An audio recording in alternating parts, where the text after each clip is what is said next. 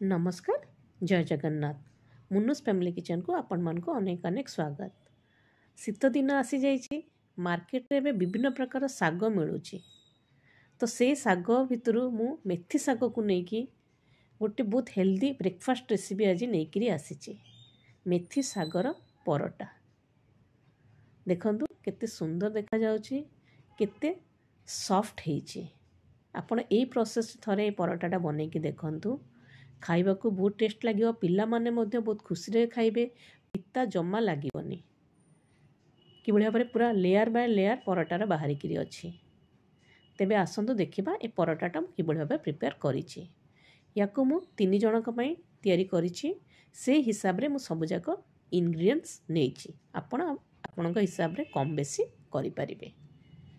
प्रथमे मु मेथी साग नै गली एथिरे मु 1.5 बिडा मेथी साग नेछि। प्रथमे तार सबुजाक पत्रु डांग को छिंडे देली। आपन चाहे डांग मध्य पकई पारिबे किंतु मु अल्प टिके डांग रखी पत्र गुड़ा को छिंडे की रखी दिए। रखी सारला परे ताकू भल भाव परिष्कार करके धोईकी ताकू छोट छोट करके काटिकी रखीदेली पानी पूरा जमते निगड़ी जीव। तापरे गोटे बाउल नहीं गली सेथिरे 250 ग्राम अटा 250 ग्राम अटा मुझे नहीं 3 जन मुझा प्रिपेयर करुच्ची।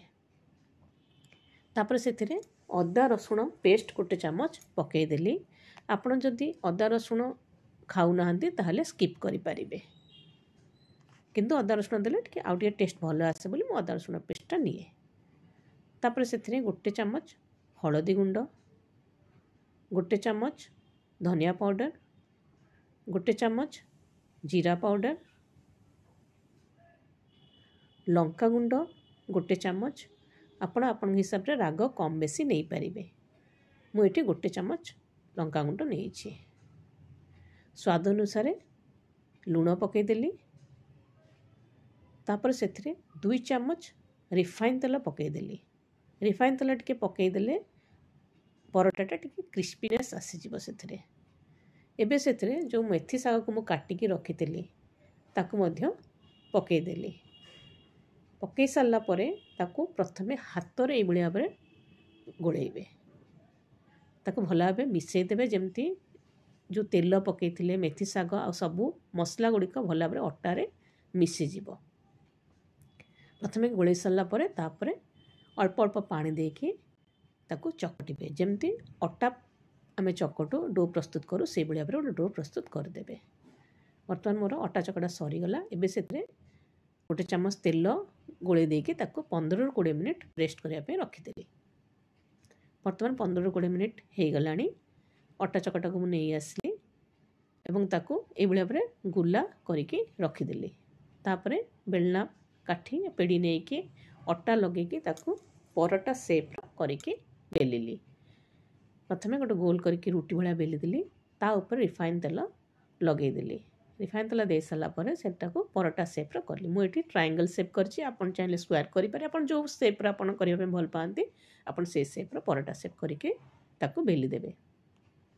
देखो ये भाव मु सब गुड़िक बेलिकी रखीदेली।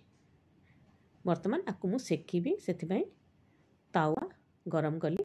तावा गरम हो सारा पर परोटा को से मु पकेइली। गोटे साइड हो सारा पर पुणी आर साइड टी उल्टे देली। आपण एबे घियो किंबा तेल बटर किछि पकेइबेनी। 2 साइड हो सारा पर तापरे पकेइबे तो परोटा गुड़िक बहुत भल भाव फुलिबो। जदि आमे परोटा पकौ पकौ न हो सारा पर जदि आमे पकेइदेबा तेल कि ये ताले सेटा फुलिबोनी। सेथि परोटा को 2 साइड प्रथमे हो सारिबो तापरे तेल घियो कि बटर यूज करि परिबे। मु एथरे बटर यूज करछि। आपण चाहिले रिफाइन तेल किंबा घियो मध्य यूज करि परिबे।